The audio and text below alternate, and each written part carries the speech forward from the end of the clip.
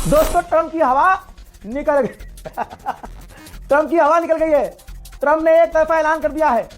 यार जलवा देखो आप, एक देश लड़ रहा था और जिसका प्रधानमंत्री जो है बहुत खुद रहा था, तो दो देश लड़ रहे थे, ऐलान इसने कर दिया था कि जंग खत्म हो गई। दो देश लड़ रहे थे, ऐलान इसने किया था कि जंग खत्म हो गई। अब यहां पर ये खुद लड़ रहा था और एक तरफा इसने ऐलान कर दिया कि जंग पूरी हो गई। जी हां, ट्रंप ने कहा कि जंग ऑलमोस्ट पूरी हो चुकी है। ईरान का हमने सब कुछ तबाह कर दिया है, ईरान की नेवी तबाह कर दी है, एयरफोर्स तबाह कर दी है, IRGC तबाह कर दिया है, हमने उन्हें घुटने पे ला दिया है। अच्छा, ईरान को पता ही नहीं है कि वो घुटने पे है। अबे ईरान घुटने पे नहीं है, तू ईरान के उस पे है, उस पे मतलब पैरों पे है। रमजान है भाई, कंट्रोल उधर है दोस्तों। सॉरी आगा, सॉरी थोड़ा मैं जज्बाती हो जाता हूं। खबर यह है कि व्लादिमीर पुतिन के पास भागा है डोनाल्ड ट्रंप, फोन किया है और कहा है कि मतलब बात चल रही है कि मैं ऐसे इंसान को जानता हूं जो सुप्रीम लीडर जो अब बना है मुस्तफा खामनाई, जो मुझे पसंद नहीं है, उसका रिप्लेसमेंट है, वो उनसे बेहतर है। और हिंट दिया है डोनाल्ड ट्रंप ने कि जंग खत्म करवा दी जाए। यानी ट्रंप चुपके से पुतिन के पास गया है, फोन पर बात की और कहा है कि यार जंग खत्म करवाओ यार, बहुत मार रहा है भाई। डोनाल्ड ट्रंप शुरू से सोच रहा है एक तरफा, और वो एक तरफा कुछ उसका पूरा नहीं हो रहा है। अब उसने एक तरफा बात कही कि हम देख रहे हैं कि ईरान हर चीज पर फायर कर रहा है, अगर उसने ये चीज जारी रखी तो हम उसका, ईरान का ये हमला आखिरी बना देंगे और वो मुल्क उसका आखिरी हो जाएगा, यानी पूरा मुल्क मिटा देंगे। बड़ा लंबा चौड़ा स्टेटमेंट है, शॉर्ट में बता रहा हूं। आगे उन्होंने कहा कि हम सोच रहे हैं कि स्टेट ऑफ हॉर्मुज पर काबू कर लिया जाए, पूरी तरह से कब्जा कर लिया जाए। लीजिए, रशिया ने खुद कंफर्म किया है, व्लादिमीर पुतिन ने खुद कंफर्म किया है कि डोनाल्ड ट्रंप ने मुझसे बात की है और जंग खत्म करने का प्रपोजल दिया है। अरे भिकमंगा पहुंच गया, ओ भिकमंगे, डोनाल्ड ट्रंप अंधभक्तों का फादरलैंड पहुंच गया, पुतिन के पास। यार कैसा लगा जब स्टेट ऑफ हॉर्मुज बंद था अभी तक? तो ये देखो, तेल के दाम $120 पर बैरल पहुंच चुके थे। ठीक, अब जब डोनाल्ड ट्रंप ने ऐलान किया और आगे यूरोप ने भी ऐलान किया कि जो हमारा तेल का भंडार है हम उसे खोल रहे हैं, तो फौरन जो तेल के भंडार की कीमत है, तेलों की कीमत है, वो तुरंत जो है धड़ाम से नीचे आई है। लेकिन ईरान ने पहले ही कह दिया था कि अगर ये तेल की कीमत कम हो भी रही है तो भंडार की वजह से हो रही है ना। कितना भंडार है, कुछ दिन में फिर से ये तेल के दाम आसमान पर पहुंचेंगे। वहीं ईरान के पार्लियामेंट स्पीकर ने बड़ी धमकी दी है और सीधा अमेरिका को कहा कि अमेरिका जो सिविलियंस को निशाना बना रहा है ना, हम इसका तगड़ा जवाब देंगे, इंतजार करो। उधर इराक के प्रधानमंत्री ने भी मुस्तफा खामनाई को मुबारकबाद पेश किया है सुप्रीम लीडर बनाए जाने पर। हजरात, इजराइल के हालात कितने बुरे हैं, कितने बुरे हैं। तमाम लोगों से गुजारिश है, शेयर कीजिए, कोई कॉपीराइट नहीं है वीडियो पर। आप इसको यूट्यूब पर डालिए, फेसबुक पर डालिए, कहीं भी डालिए, कोई कॉपीराइट नहीं है, बस सच्ची खबर दुनिया तक पहुंचनी चाहिए। दोस्तों ये देखिए, सबूत के साथ चीजें सामने आई हैं। पिछले साल की पुरानी वीडियोस इजराइल शेयर कर रहा है कि हमने ईरान के फाइटर जेट तबाह किए हैं। यानी झूठ देखो, इजराइल दुनिया की जो सबसे खतरनाक ताकत है, शैतानी ताकत, उसको भी अब झूठ दिखाना पड़ रहा है अपने आप को मजबूत दिखाने के लिए। पिछले साल जो 12 डेज वॉर हुआ था उसमें ईरान के जो फाइटर जेट इसने तबाह किए थे, वो पुराने वीडियोस निकालकर दोबारा पोस्ट कर रहा है कि हमने ईरान के फाइटर जेट तबाह किए हैं। बहुत बढ़िया भाई, बहुत बढ़िया। इराक के लड़ाकों ने जिम्मेदारी ली है कि हमने इराक की सरजमीन से कुवैत में अमेरिकी ठिकानों पर बमबारी की है और ड्रोन और मिसाइल दागी। ईरान के राष्ट्रपति पेजेश्कियान को रजब तैयब एर्दोगान ने फोन किया, तुर्की के राष्ट्रपति ने, और कहा भाई क्यों मार रहे हो हमें, हम तो तुम्हारे साथ हैं। पेजेश्कियान ने कहा कि भैया हमने तो दागी नहीं मिसाइल, आप जांच करवा लो या हम जांच करवा लेते हैं या दोनों मिलकर जांच कर लेते हैं।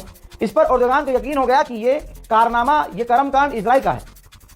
बल्कि पेजेश्कियान ने कहा कि अगर आपको यकीन नहीं है तो मैं आगे की बात ये कह दूं कि मैं तो शांति चाहता हूं और मैं तो ये कह रहा हूं कि आपस में जो टेंशन बढ़ गई है इसको खत्म करने के लिए आप जैसा चाहते हैं हम करने को तैयार हैं। मेडिटेरियन सी में फ्रांस का एक एयरक्राफ्ट कैरियर है भाई। इमैनुअल मैक्रोन, फ्रांस का जो राष्ट्रपति है, वो अपने हेलीकॉप्टर में सवार होकर अपने उस एयरक्राफ्ट कैरियर पर पहुंचा है और उसका पूरा दौरा किया है। कहा जा रहा है कि यह एयरक्राफ्ट कैरियर मिडिल ईस्ट जा रहा है अरब देशों को ईरान के हमलों से बचाने के लिए। ट्रंप ने क्या ऐलान किया कि जंग जो है पूरी हो चुकी है, पूरी हो गई है। अबे ईरान ने कहा था शुरू तुमने किया है, खत्म हमारे हिसाब से होगा। ईरान के ऑफिशियल ने कहा है कि अब से हम जो भी मिसाइल दागेंगे उसमें विस्फोटक जो धमाकेखेज चीजें होंगी वो 1 टन की होंगी। आजाद, अब मैं आपको ऐसा वीडियो दिखाऊंगा जिसमें आप कहेंगे कि भाई ये तो कोई और ताकत है ईरान के पास। भाई वीडियो नजर आ रहा है कि ईरान की एक मिसाइल आ रही है और इजराइल के 3 रॉकेट एयर डिफेंस सिस्टम से निकलते हैं और ईरान के उस मिसाइल को मारने की कोशिश करते हैं। लेकिन ईरान की वो मिसाइल को नहीं मार पाते और उनको चकमा देते हुए ईरान की मिसाइल इजराइल में जाकर गिरी। तो दोस्तों, ये कौन सी ताकत ईरान का साथ दे रही है कि ईरान के हल्के फुल्के ड्रोन को भी अमेरिका इजराइल के डिफेंस सिस्टम नहीं रोक पा रहे हैं? भाई, अमेरिका की ही मैगजीन है। अमेरिका की मैगजीन क्या छापा है? ऑपरेशन एपिक कंफ्यूजन, यानी डोनाल्ड ट्रंप को इस गुलाबी सुअर को पता ही नहीं है कि अब क्या करना है। जंग शुरू कर दी, लेकिन अब क्या करना है? जंग खत्म करने के बाद क्या करना है? फिलहाल अब ये सब चीजें कैसे बर्दाश्त करनी है, कैसे कंट्रोल करनी है, कैसे छींचा लेकर मिटाना है, संभालना है, उस पर ध्यान दिया जा रहा है। इजराइल के लोग कुछ ही दिनों में अपना मुल्क छोड़कर भागने लगे। इजराइल के बेन गुरियन एयरपोर्ट पर लगातार लाखों की भीड़ है। ऐसे में सायरन भी और बज गया, ईरान की मिसाइलें आ गई। अब तमाम पैसेंजर तुरंत एयरपोर्ट के नीचे बंकर में भागते हैं और उसके बाद बंकर का मंजर ये है।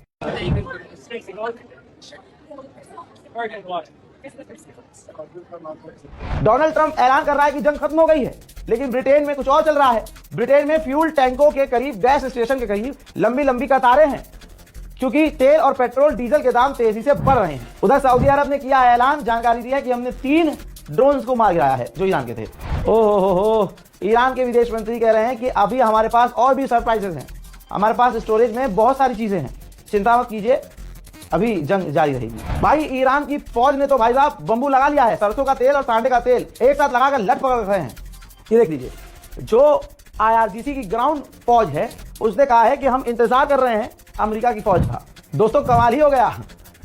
ईरान बहुत खौफनाक लड़ रहा है और बहुत बुरी तरह से पीट रहा है।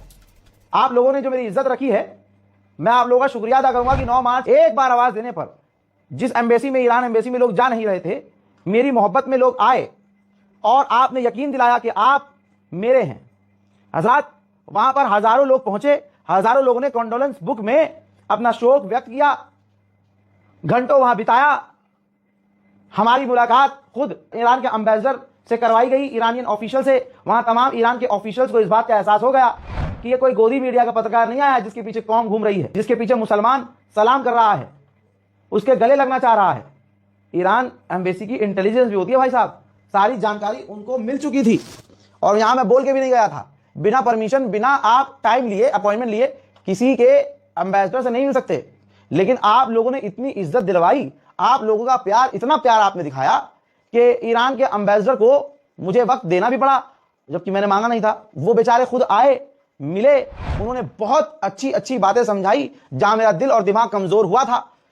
ईरान के एम्बेसडर की बातें सुनकर मेरा दिल और दिमाग काफी मजबूत हुआ। दोस्तों, आप सभी का मैं शुक्रगुजार हूं कि आप लोगों से वैसे नहीं मिल सका जैसे मिलना था, लेकिन फिर भी आप लोग, कोई दुकान बंद करके आया, कोई 300 किलोमीटर दूर से आया, कोई कल शाम को 5 बजे ही ट्रेन पकड़ के चल चुका था पंजाब से। मुझे ये बातें वहीं बताई गई हैं। मैं आपके कदमों में बैठकर जिंदगी भर शुक्रिया शुक्रिया शुक्रिया बोलता रहूं ना, तब भी मैं आपका शुक्रिया अदा नहीं कर पाऊंगा। बस वादा है मेरा, जैसी पत्रकारिता मैं करता आया हूं ऐसी ही करता रहूंगा। वस्सलाम।